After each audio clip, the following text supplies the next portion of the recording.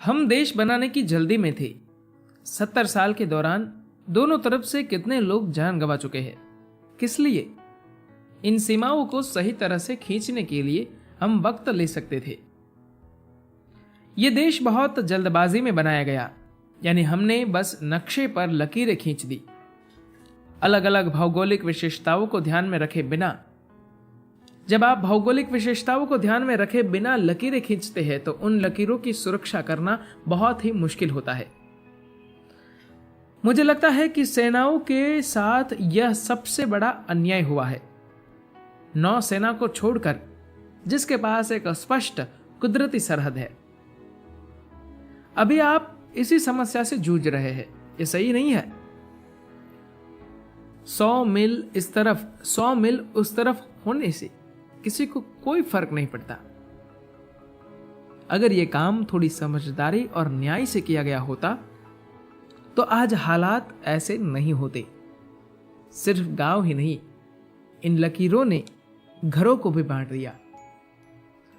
आप ऐसी बेतुकी लकीरें खींचते हैं और उम्मीद करते हैं कि उसकी सुरक्षा की जाए। सेनाओं से उम्मीद है कि वे उस बेतुकी लकीर की सुरक्षा करें। मैं पूरे सम्मान के साथ ये कह रहा हूं क्योंकि आज मैं हॉल ऑफ फेम देखने गया। मैंने पहले विश्व युद्ध से जुड़ी प्रदर्शनी भी देखी थी जो दिल्ली में सेना ने लगाई थी, और मैंने अपनी सेना के इतिहास के बारे में भी थोड़ा बहुत पढ़ा है। कृपया आप मेरी बात को सही अर्थ में समझे। लोगों को देश के लिए जीना चाहिए, लोगों को देश के लिए मरना नहीं चाहिए, बशर्ते कोई गंभीर परिस्थिति न हो जिसे टाला न जा सके।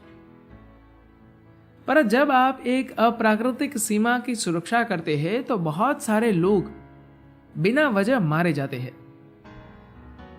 हम इसका गुणगान कर सकते हैं, ठीक है। जिन लोगों ने अपने प्राण न्यौछावर कर दिए, हमें उनका सम्मान करना चाहिए, ये सब ठीक है। लेकिन फिर भी एक इंसान मर गया। हम इससे कितने भी अर्थ और भावनाएं जोड़ सकते हैं, लेकिन एक इंसान तो मर गया। जिस इंसान को मरना नहीं था वो मर गया, ये अच्छी बात नहीं है। हमने बहुत बेतुकी लकीरें खींच दी है। उनकी रखवाली करना बहुत मुश्किल है क्योंकि कोई नहीं जानता कि आखिर वो लकीर है कहां।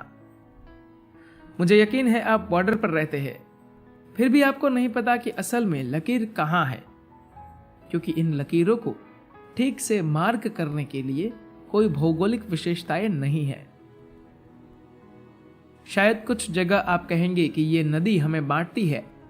ठीक है, ये आसान है, पर खास तौर पर पश्चिमी बॉर्डर इस तरह खींचा गया है कि कोई नहीं जानता कि लकीर कहां है। हर समय सब उसे धकेलने में लगे रहते हैं। 70 साल के दौरान दोनों तरफ से कितने लोग जान गंवा चुके हैं। किस लिए? इस सीमाओं को सही तरह से खींचने के लिए हम वक्त ले सकते थे, लेकिन हम देश बनाने की जल्दी में थे। हम इतिहास का पोस्टमार्टम नहीं कर सकते। अब यह हो चुका है, पर कम से कम अब जहां भी इसका समाधान निकालना संभव हो, हमें निकालना चाहिए। पश्चिमी बॉर्डर का समाधान जल्दी निकलता नहीं दिखता, पर हमारे उत्तरी बॉर्डर का समाधान काफी हद तक संभव है। अगर लोग सही नियत से बैठकर बात करें तो हल निकलना संभव है, क्योंकि वहां हालात अलग है, बहुत अलग।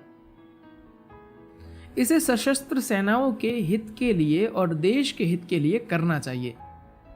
हम इस पर इतना पैसा खर्च करते हैं, जबकि ये एक गरीब देश है जहां लगभग 40 करोड़ लोगों को अब भी भरपेट खाना नहीं मिलता। सेनाओं पर इतना ज्यादा पैसा खर्च करना भी अपने आप में एक बहुत बड़ी समस्या है। तो इस खर्चे को कम करने का एक तरीका है।